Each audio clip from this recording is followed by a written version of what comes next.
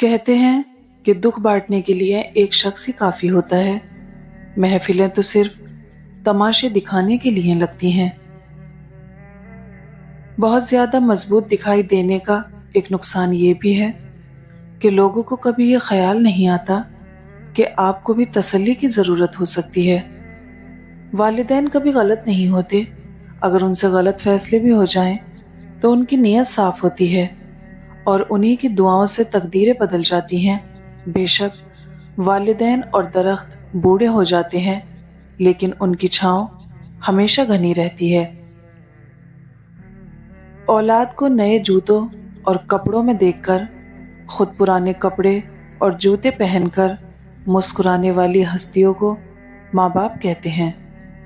آسانیاں اور راحتیں انسان کو نکما بنا دیتی ہیں۔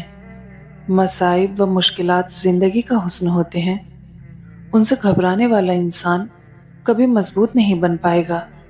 مشکلات یا پریشانیاں آپ کو کچھ سکھانے آتی ہیں، آپ کے گناہوں کا کفارہ ہوتی ہیں، بشرطے کہ آپ اس سے سبق لیں اور اس کا صبر اور حوصلے کے ساتھ سامنا کریں، نہ کہ مایوس ہو جائیں۔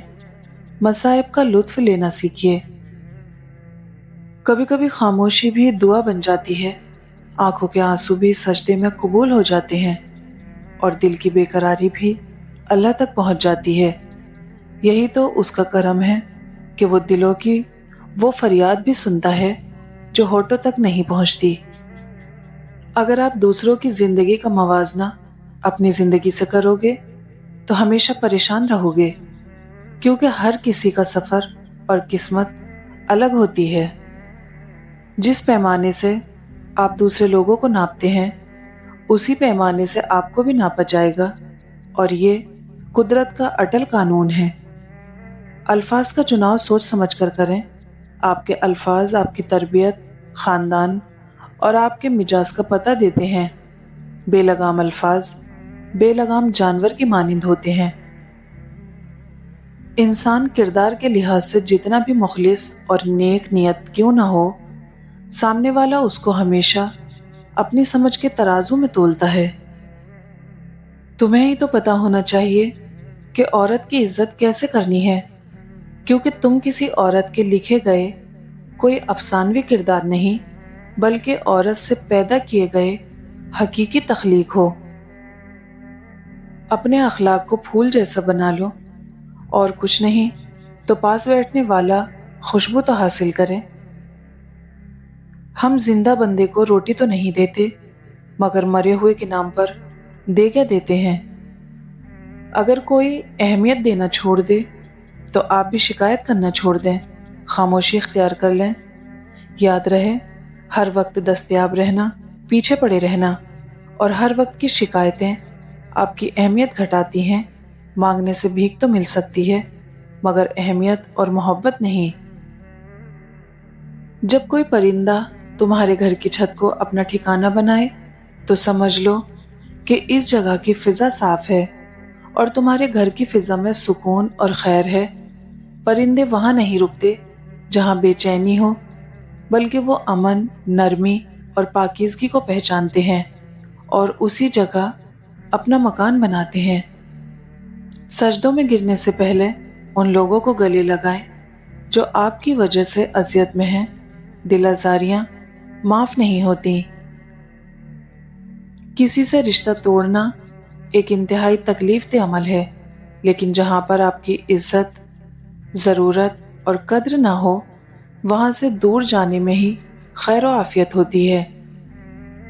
لوگوں کو دوسروں کے بدلے ہوئے رویے نظر آتے ہیں اور اپنی حرکتوں کا پتہ نہیں ہوتا، جو اس تبدیلی کی اصل وجہ ہوتے ہیں۔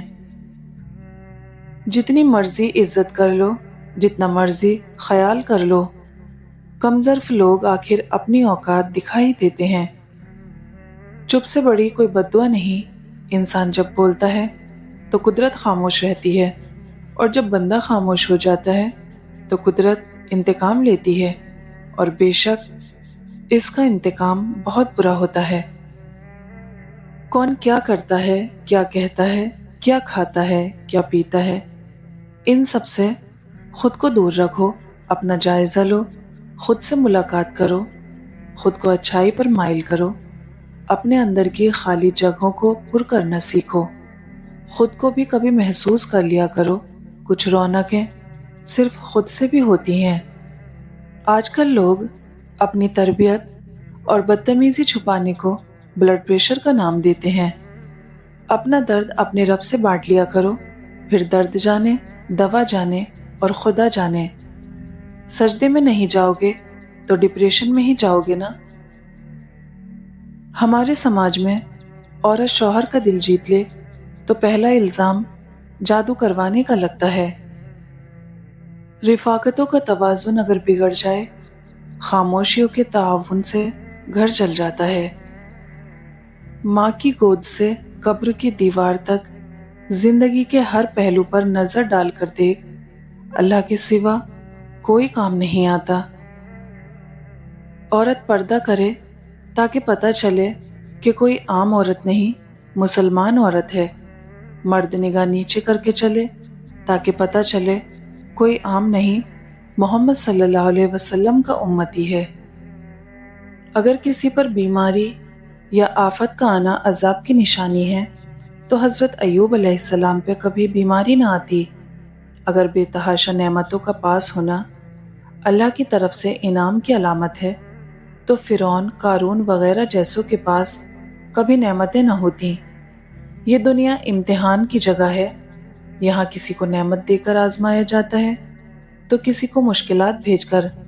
نعمتوں کی حالت میں شکر، مشکلات کی حالت میں صبر اور اللہ سے ہر حالت میں رجوع کرنا ہی ہماری کامیابی کا تعین کرتے ہیں۔ میری انگلی پکڑ کے چلتے تھے، اب مجھے راستہ دکھاتے ہیں۔ اب مجھے کس طرح سے جینا ہے میرے بچے مجھے سکھاتے ہیں۔ کچھ لوگ زندگیوں میں خوامخواہ آ کر چلے جاتے ہیں، بس آپ ایسے لوگوں کے زندگیوں میں نہ آنے کی دعا کریں۔ زندگی صدیوں، سالوں، مہینوں یا دنوں میں نہیں بدلتی، زندگی اسی لمحے میں بدل جاتی ہے جس میں آپ زندگی بدلنے کا فیصلہ کرتے ہیں۔ آزمائش بہت سے نقاب الٹ دیتی ہے، کہیں پارسائی، کہیں انسانی ہمدردی اور کہیں اخلاق کا۔ بس کھوٹے کو کھرے سے الگ کرنے کا قدرت کا آزمودہ طریقہ یہی ہے۔ ہم جو کرتے ہیں وہ کبھی ہمیں غلط نہیں لگتا، کیونکہ ہمیں ہمیشہ وہی غلط لگتا ہے جو دوسرے کرتے ہیں۔ کچھ لوگوں کا منہ صرف شکوہ کرتے وقت کھلتا ہے، تسلی دینے کے وقت انہیں سمجھ ہی نہیں آتی کیا بولیں۔ کسی نے مرغے سے پوچھا، لوگ تمہیں جینے نہیں دیتے، کاٹ ڈالتے ہیں۔ مرغے نے جواب دیا، لوگوں کو جگانے والوں کا یہی حال ہوتا ہے۔ زبان کے کڑوے لوگ دل کے صاف ہوتے ہیں، یہ بات شاید بد تہذیب لوگوں نے اپنی تعلیم و تربیت کی خامیاں چھپانے کے لیے گڑھی ہوں گی، ورنہ جس کا دل صاف ہو اس کی زبان بھلا کیوں گندی ہو سکتی ہے۔ داماد اچھے ہیں کہ وہ بیٹی کو خوش رکھتے ہیں، اور بیٹے برے ہیں کیونکہ وہ بہو کو خوش رکھتے ہیں۔ اس بے وفا دنیا میں سمجھدار انسان وہی ہے جو موت سے پہلے موت کی تیاری کرے۔ نفسانی خواہشات دل کی غلامی، گلے کو توق اور پاؤں کی بیڑیاں ہیں۔ کسی انسان کو پرکھنے کا ہنر، مرد کو پرکھنا ہو تو اس کے آگے مسلح رکھو، عورت کو پرکھنا ہو تو اس کے اندر کمزور مستقبل کے اندیشے ڈالو، بھائی پرکھنا ہو تو وراثت کے معاملات چھیڑو، اس کی فیصلہ سازی دیکھو، بزنس پارٹنر پرکھنا ہو تو اس کے ساتھ اختلاف کر دو، اور اگر محبوب پرکھنا ہو تو اسے اپنی خامیاں اور کمیاں بتاؤ۔ میں اللہ کی پناہ مانگتی ہوں ان آنکھوں سے جو ہماری زندگیوں پر نظر رکھتی ہیں جیسے وہ ہماری تباہی کا انتظار کر رہی ہوں۔ یا اللہ، نہ مغرور کرنے والا مال دے، نہ مایوس ہونے والی غریبی۔